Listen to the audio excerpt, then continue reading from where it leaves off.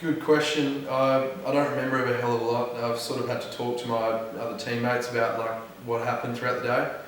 It was all a blur. Like I remember glimpses of a fight sort of breaking out on the wing near the supporters on the ground, and I remember jogging over to it. And as confirmed by all my teammates, I hadn't actually provoked anyone's actions, and one of the players from the other team came up from behind and roundhoused me straight in the face. I got a little bit of a dent. He actually was wearing a ring at the time, and yeah, it wasn't a great time. I remember waking up in the stretcher in the change rooms, sort of not knowing what had happened, with one of the boys' dads from the team talking to me, letting me know what happened. It was sort of all a bit of a blur. Like I felt like fainting a few times, and yeah, I don't really remember a hell of a lot. Just remember ducking off to the hospital. I remember just being in the room, sort of really dazed out still.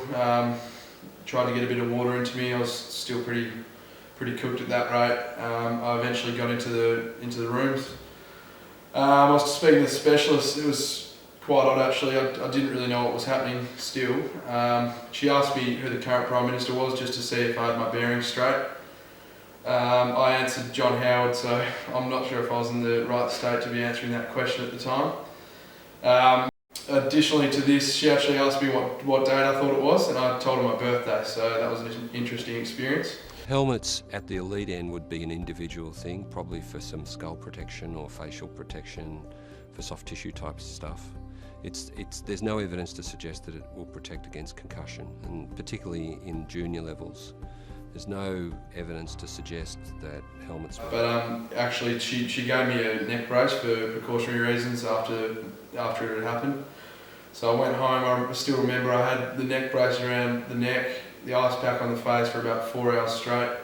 Mum and Dad were coming in and passing me glasses of water every 10-15 minutes, just trying to get the hydration levels back up.